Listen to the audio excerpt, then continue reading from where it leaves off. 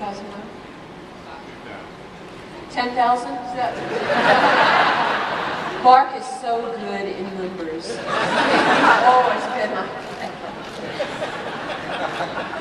that.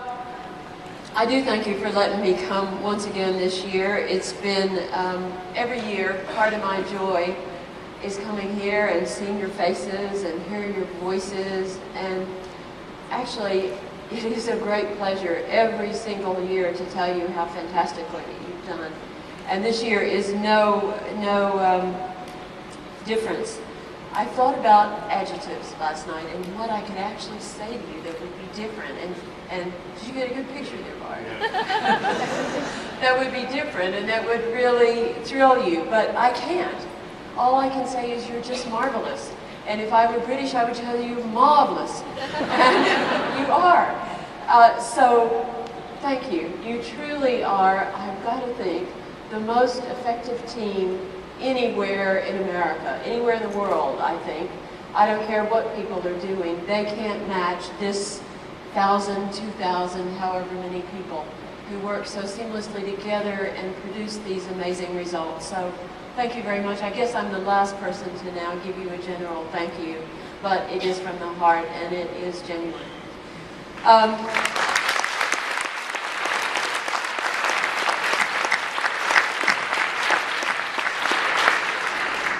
You've had a really meaty agenda here, and there's a lot I'd like to talk to you about.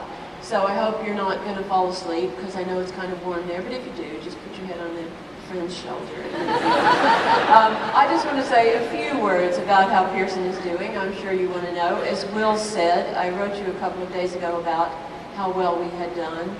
Everybody gained share. Higher ed, of course, we've gotten used to that, but we don't ever tire of it. School gained share, and that's a very hard road to hoe, what school is doing, so they gained share. The Financial Times and Penguin did an amazing job, an outstanding job in very tough conditions where their industries are changing out of all recognition. But they had a glorious year, so everybody is happy. I can't tell you anymore until the numbers are all added up, as I said the other day.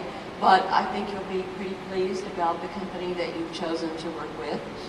At the same time that we were making all those great results, we were continuing to change the company. We were continuing to move away from businesses that we really couldn't add very much to. IDC, which was a financial data business, is a business that we started a long time ago, but we really couldn't add very much to it, and so we sold it in order to be able to invest in you, in things that helped us be more of a participant in education in different ways. So it allowed us to do more digital platforms and programs. It allowed us to participate in school more through student information systems and through school improvement like America's Choice. It allowed us to go into fast-growing markets like China and like Brazil, markets which are interested in the same things that our markets are interested in here in America. But in Brazil, we're working with schools in a brand new way, which we'll talk about all through the year. In India, we're training people to have a skill of some kind, and we're helping them get a job. And if you could read the narratives that they write about what's happened to them during that training, you would be very pleased. And we're teaching people English all over the world in our own schools.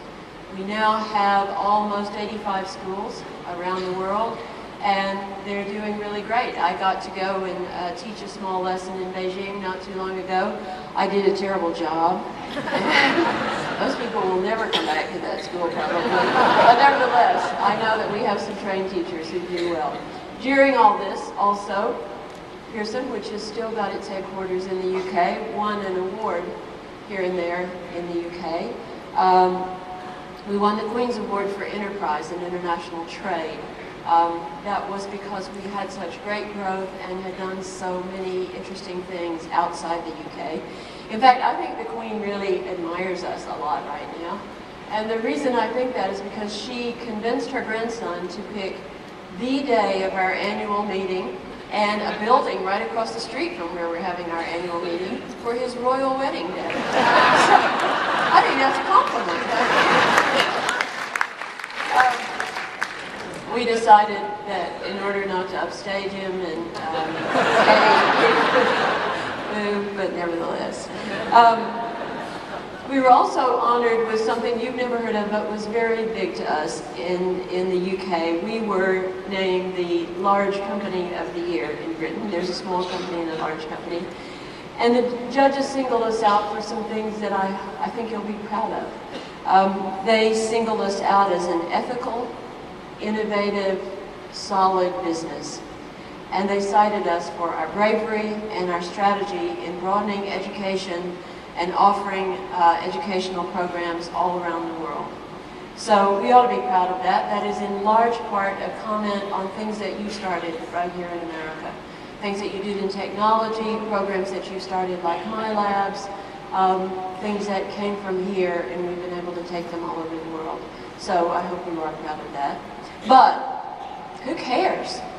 It's a brand new year. You have to forget all that. We can't be found talking about or thinking about last year.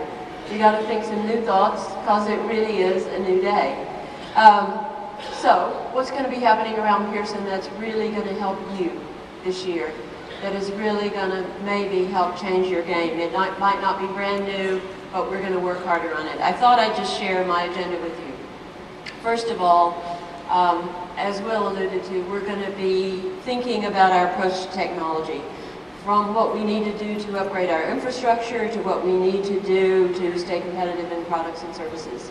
It sounds a bit like business as usual, but it cannot be business as usual if it's going to work. I was in Silicon Valley a few months ago, and I've talked to several of you about this, so you may be tired of me talking about it, but I was there kind of trying to think about what Pearson might be able to do in our own way to copy what has made that part of the world such a roaring success. A place where things get started and a place where things get finished very quickly and very, very effectively. The sort of cradle of technology innovation. First thing I wanted to find out was what they're working on out there. What the people really think who are beginning these kinds of innovations is important. And after a history of moving from integrated circuits to PCs to the internet, people there think that two words are going to mark the next phase of Silicon Valley and technology innovation. And those two words are two words that you know. They are open and they're mobile. They're not IPO and vast wealth, as you might think by reading about Facebook and its new investors. They are open and mobile, and those ought to be two words that mean a lot to us too.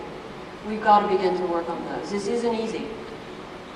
Especially the open part isn't easy. You may not know the name Stewart Brand. Anybody out here know the name Stewart Brand? You would be the same people who were alive when Sputnik was out. Yeah, that's us. Anyway, Stewart Brand was the editor of something called the Whole Earth Catalog, which was a catalog of absolutely everything on the Earth. So it was groundbreaking in the 70s. But he was probably best known by you for being the author of the famous line, a real favorite line of ours, "Information wants to be free." What he really said is a lot less famous, but you should know it. He said, on the one hand, information wants to be expensive because it's so valuable. The right information in the right place just changes your life. On the other hand, information wants to be free because the cost of getting it out is getting lower and lower all the time. So you have those two ideas fighting against each other. And boy, don't we know you have those two ideas fighting against each other. We are right in the middle of that fight. We have some of that very valuable information. We have the technology to deliver it quickly and inexpensively. And now, after about 25 years after Brand wrote those words, there is a mobile infrastructure to get that information to people in the place where they need it most, in the place that will change their lives. And we found that when we do have information, content, with that kind of a property that can really change somebody's life, they don't mind paying for it at all. They're completely happy to pay for it. But we have to work to make the content we've got unique enough and essential enough for its value to be obvious. And for that part of our content, which is a commodity, which is actually not unique enough, we're going to have to find a way to put that out free. And I know that makes everybody nervous, but we better start thinking about it. The second thing I saw in Silicon Valley is something that Will mentions and something that has been a theme of mine for a while. And I was inspired when I was there to keep harping on it, so sorry about that, but it is speed. It is urgency. We don't do things fast enough. We need our execution times to be thought about in days and weeks, and certainly not in months or years. But that's how we think right now. Stuart Brand had something to say about that too. He said, once a new technology rolls over you, if you're not part of the steamroller, you're part of the road. And that's pretty much how we're going to feel. So, you can expect to hear that message from me even more. I've been trying out some catchy slogans, mantras to kind of quote everywhere I go to help, and right now my favorite is use speed. I showed that to Robin Balazewski, and she said, I think there are some problems with that.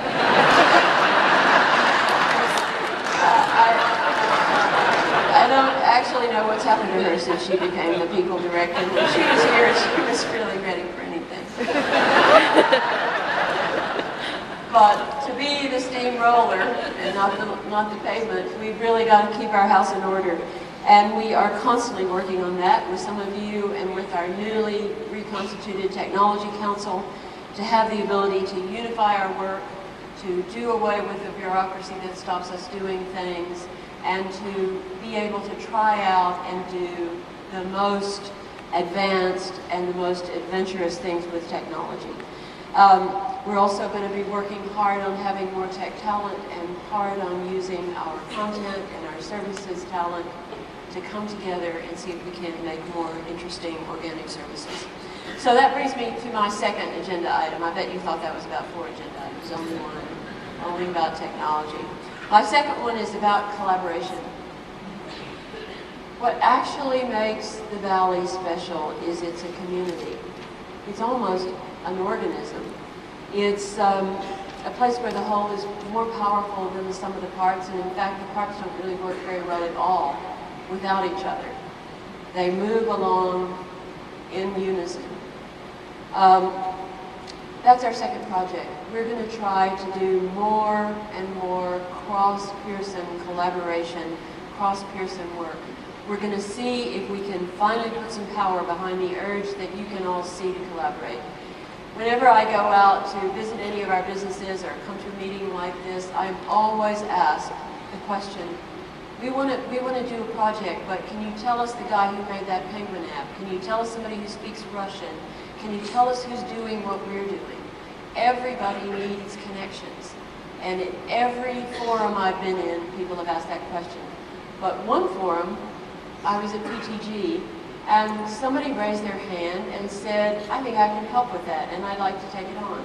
And that was Karen Getman, who has been certified as a crazy person for doing that. But Karen and Jim Lewis have worked very hard, and I think for the first time in all these years I've been promising something, we actually have the kind of nub of an answer. It's a people database, but it has a lot of other capabilities, and as it evolves, it's going to make working on things together easier and easier. You are going to have to work on it yourselves. You are going to have to treat it like your Facebook and put your profile up and put up all of your comments about this. It's called NEO. Any of you know The Matrix, you know why it's called NEO. NEO was, what was his name? Thomas Anderson, right? Thomas Anderson, the guy who was E1, who was going to bring world peace or whatever. Well, I'm not sure that NEO is going to bring world peace, but it is certainly going to make us all better. And we have a very short video. It doesn't exactly tell what it is, but we're about to launch it, and we're kind of saving it for that, so we want to give you an idea of how they think. So can we roll that video?